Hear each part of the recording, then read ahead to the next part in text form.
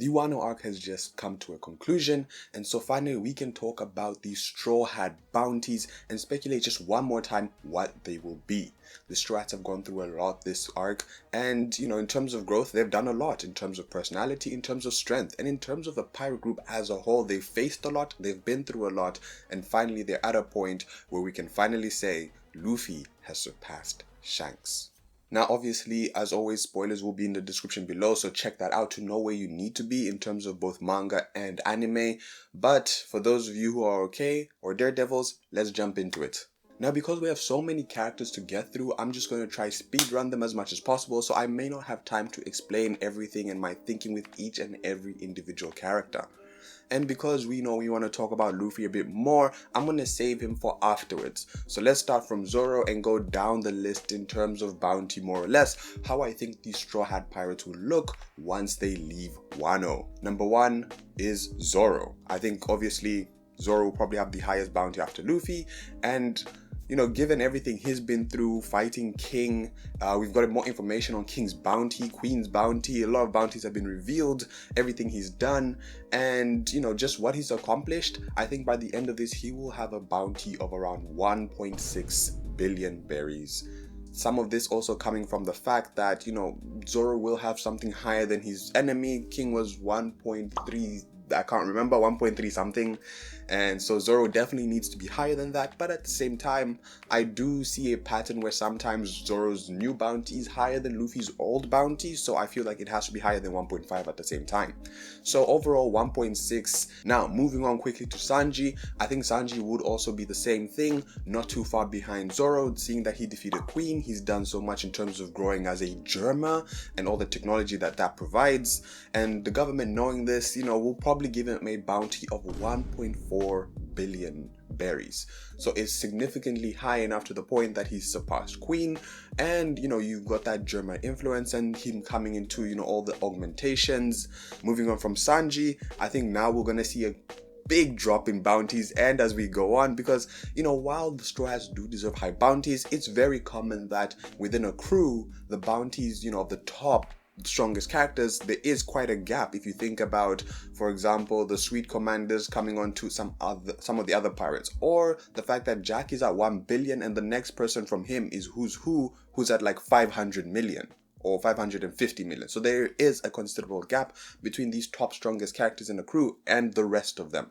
And so coming in next will be Nico Robin, right? Defeating Black Maria obviously earns her some, quite a high bounty, but also the government being serious about capturing her. I think 700 million is where she'll be at. Of course, they don't want to overplay it and attract too much attention towards her, but just make it so the Straw Hats' lives are difficult enough. So 700 million is where I'm at with her right now. After that, we have Jimbei the First Son of the Sea. Now, while Jimbei is a pirate who's finally sided with the Straw Hats, that will increase his bounty a bit, but I don't see it increasing it that much. So overall, I think 620 million berries is where we will find Jimbei at.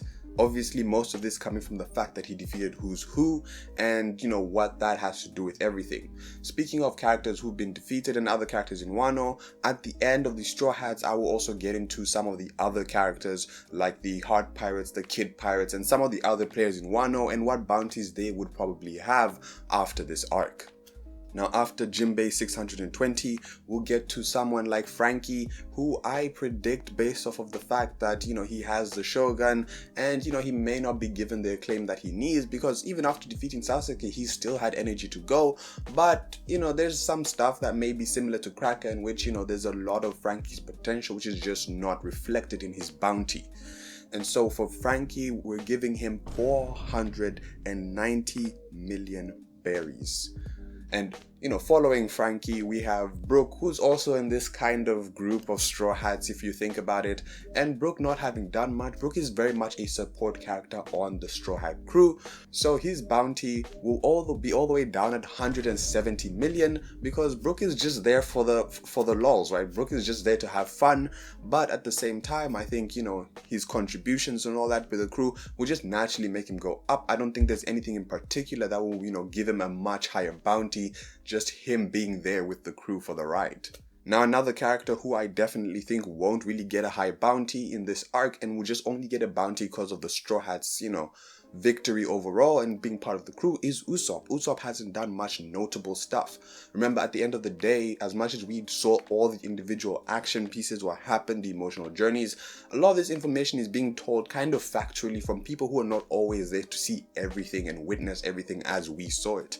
So, that being said, Usopp hasn't really done much to give him much acclaim, to show him in the limelight quite as much. And so Usopp, I think he's only going to get a 20 million bump to 220 million berries. I think where Usopp might shine after this is, maybe if we go to Elbaf and then we'll have more story there. I expect more from Usopp and a higher bounty increase. So Usopp, not that much either. And finally, after Usopp, we have the cat burglar Nami. Now, Nami, most of what she will get is not really from any fights or battles she was in, but from stealing Zeus, being able to fight against the Yonko, being able to fight against other characters, and finally get a homie, a member per se of Big Mom's crew. Although it depends on the view of Zeus around the world, is he well known enough? So I think partially it may be because of that, but partially just because she's on the crew as well. But I think at the end of it, Nami will have 120 million berries. Just enough to put up over that 100 million berry threshold, but not too far up, because again, just because you're part of a younger crew doesn't mean your bounty needs to be all the way, past 1 billion or in the high 100 millions. There's a lot of characters who have much lower bounties, but they're still just as strong and threatening. And finally, we have Tony Chopper. Now, this could either go one of two ways, and it's very hard to tell which way it will go. And I could see it either going one of two ways. Now, Chopper right now has a bounty of 100 berries, and after this, we could either see it go the gag way of, Chopper only getting 200 berries and doubling that up, or we might get, a bit more, seeing as, Chopper had that whole moment with fighting against Queen. Although he did get tired, that's still a feat in itself. And I think instead of 200 berries, we could get a more serious bounty for Chopper and get 200 million berries on him. Now, of course, it depends on how Oda decides to play this, but, in the end, Chopper may actually have two bounties. He may have one bounty in his, brain point, the small chibi one, and one in his monster point, as if they're two different members of the crew.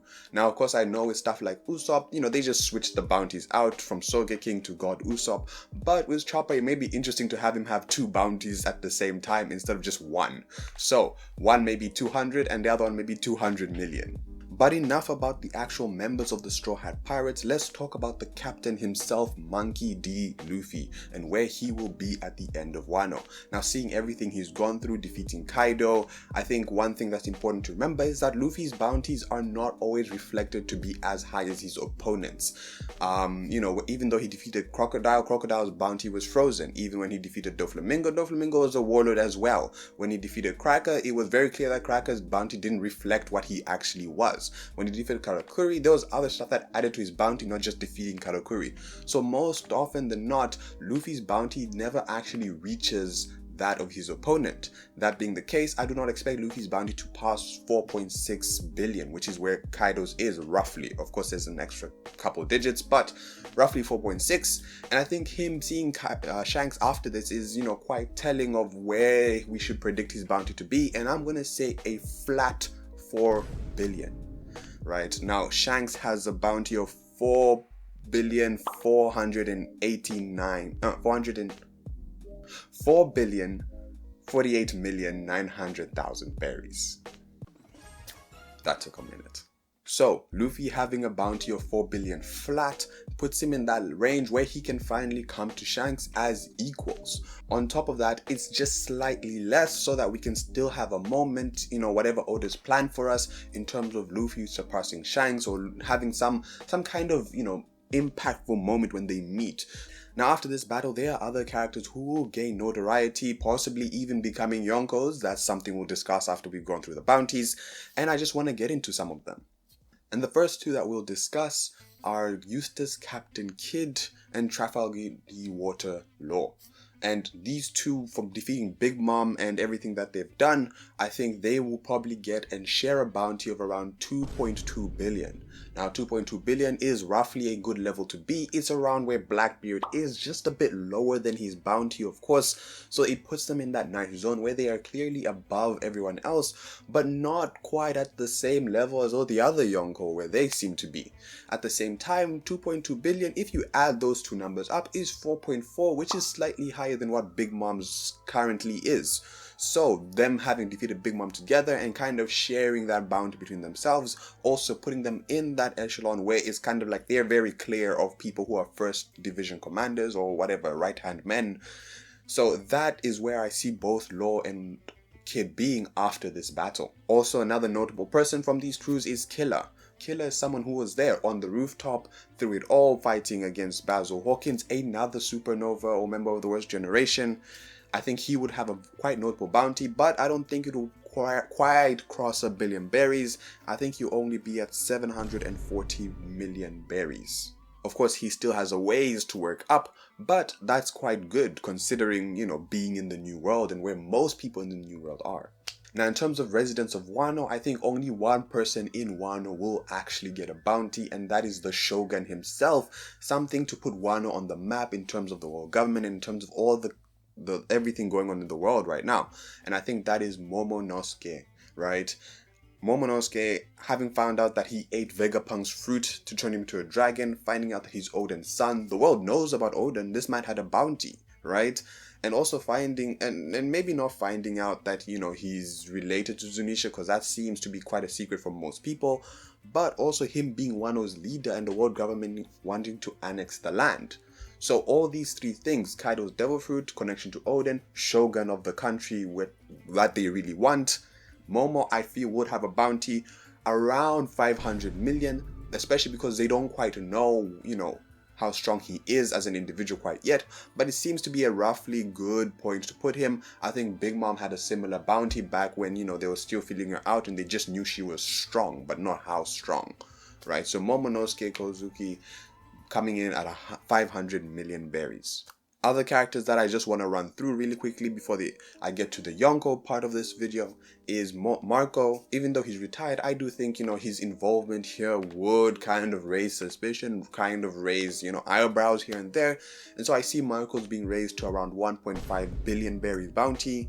Then we have Yamato finally being put on the map, Kaido's kid, on top of that potential Straw Hat, all those things together, I think Yamato could come in at an easy 1 billion flat, also putting her next to Jack. And there's just so much between Jack and Yamato, so much connection that I just want something there to reflect it, especially because, Jack kind of adopted by Kaido, and then Yamato is actually Kaido's kid, they're the same age, all those things. So 1 billion is just such a nice number for Yamato to have. And then finally, the informant himself, Scratchman Apu, Roar of the Sea.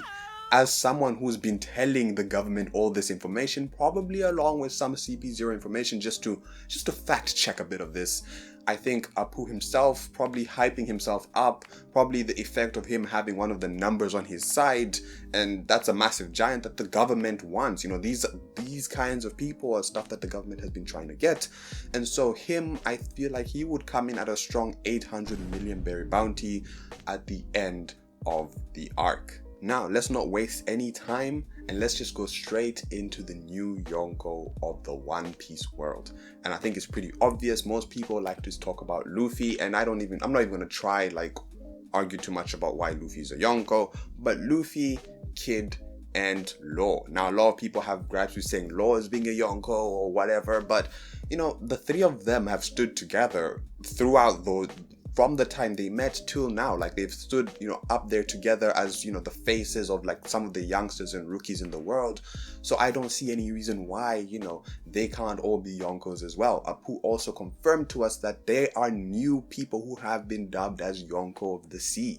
So, or rather I should keep saying emperors, since there will be around 5.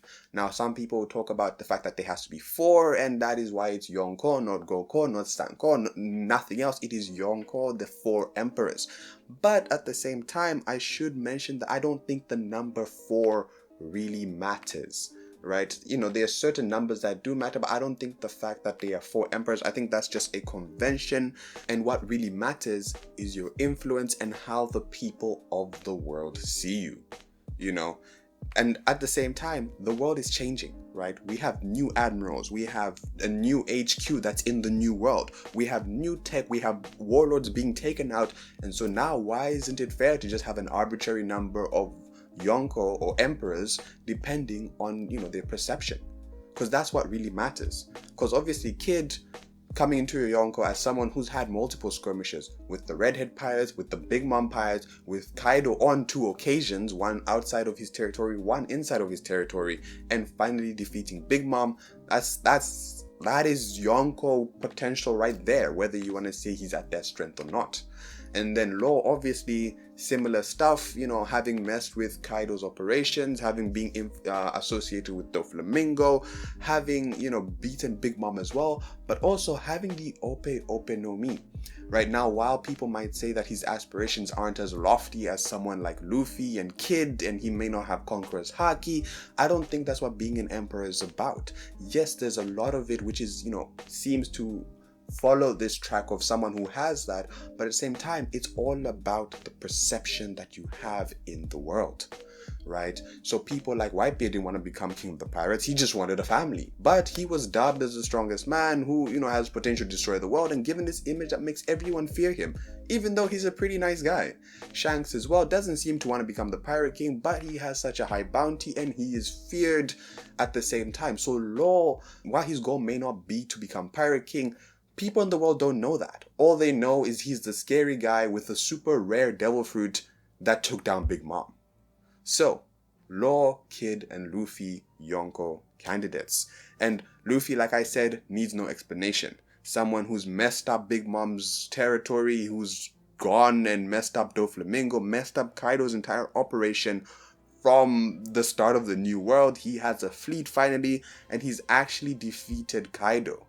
And thinking about everything that he's done from the time he started in the Grand Line facing CP9, he's done so much and turned the world into so much chaos that looking at him purely from a standpoint, again, of perception and who he is in the One Piece world as a pirate, he has done more than we've ever heard about with Shanks.